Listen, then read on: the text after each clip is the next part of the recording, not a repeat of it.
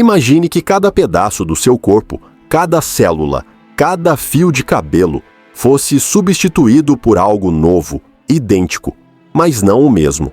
Em algum ponto dessa troca, você ainda seria você ou já teria deixado de existir? Essa é a essência de um dos paradoxos mais enigmáticos da filosofia.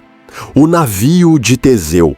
Um dilema que atravessou séculos e chega até nós como um espelho incômodo, porque no fundo, a pergunta não é sobre madeira, mastros e velas, mas sobre a nossa própria identidade. Esse paradoxo nasceu da mitologia grega. Conta-se que o herói Teseu, depois de enfrentar o Minotauro no labirinto de Creta, retornou a Atenas em um navio majestoso. O povo, orgulhoso de sua façanha, decidiu preservar a embarcação como símbolo eterno da vitória. Só que com o tempo, o inevitável aconteceu. Tábuas apodreceram, cordas se desgastaram, velas se rasgaram. Uma a uma, todas as peças foram sendo trocadas, até que, séculos depois, não restava nenhum fragmento original. Ainda assim, o navio continuava exposto como o navio de Teseu. Mas eis a dúvida: se nada nele era mais original, será que ainda era o mesmo navio? Os filósofos da Grécia Antiga ficaram obcecados por essa questão. Plutarco registrou o dilema, e depois pensadores como Hobbes ampliaram a provocação. E se alguém recolhesse todas as peças descartadas e reconstruísse um novo navio a partir delas? Qual seria o verdadeiro navio de Teseu? O preservado com partes substituídas ou o remontado com as peças originais? Essa pergunta nunca encontrou uma resposta definitiva. E talvez seja justamente por isso que continua ecoando, porque vai além de barcos e museus. Ela invade a própria ideia do o que significa ser alguém. Pense em você. Desde que nasceu, bilhões de células do seu corpo morreram e foram substituídas. Seu sangue se renova, sua pele troca de camada, até seus ossos passam por regeneração. O corpo que você tem hoje não é o mesmo de 10 anos atrás. Ainda assim, você continua se reconhecendo como você. Mas será que é mesmo? A ciência complica ainda mais o enigma. A neurociência mostra que nossas memórias são plásticas, sujeitas a distorções. O você que se lembra da infância não é exatamente o mesmo que viveu aqueles dias. É uma versão reconstruída, filtrada, reinterpretada. Então surge a dúvida: somos nossa matéria? Nossas memórias? Nossa consciência? Ou algo mais misterioso? O navio de Teseu ganhou novas roupagens ao longo da história. Hoje, aparece na ficção científica como dilema central. Imagine um ciborgue que substitui lentamente partes do corpo por próteses. No fim, se restar apenas o cérebro, ainda é humano? E se até o cérebro for copiado em dados digitais, será que aquele ser continua sendo a mesma pessoa? Clonagem, transplantes de órgãos, identidade digital. Todos esses cenários são versões modernas do mesmo paradoxo.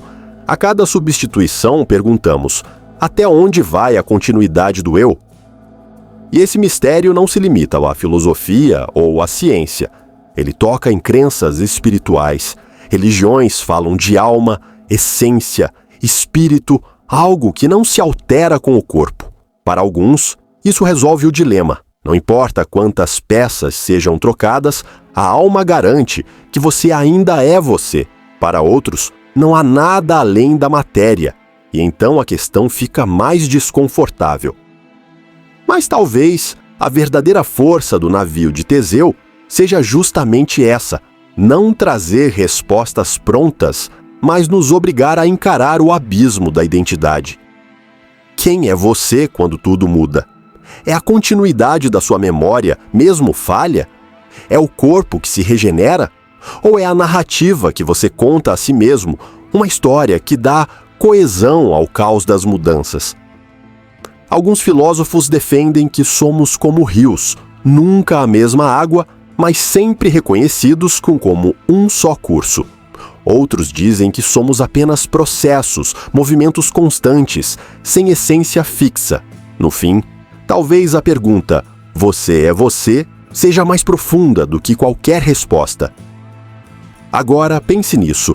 Se amanhã você acordasse em um corpo diferente, com as mesmas memórias e a mesma consciência, ainda seria você? E se fosse ao contrário, o mesmo corpo, mas sem lembrança alguma de quem é, ainda poderia se chamar pelo mesmo nome? O navio de Teseu nos convida a desconfiar do que chamamos de eu. Talvez sejamos menos sólidos do que imaginamos. Talvez a nossa identidade seja apenas um pacto frágil entre memória, corpo e tempo. E é aqui que o paradoxo se transforma em espelho, porque ao refletirmos sobre o navio, acabamos refletindo sobre nós mesmos.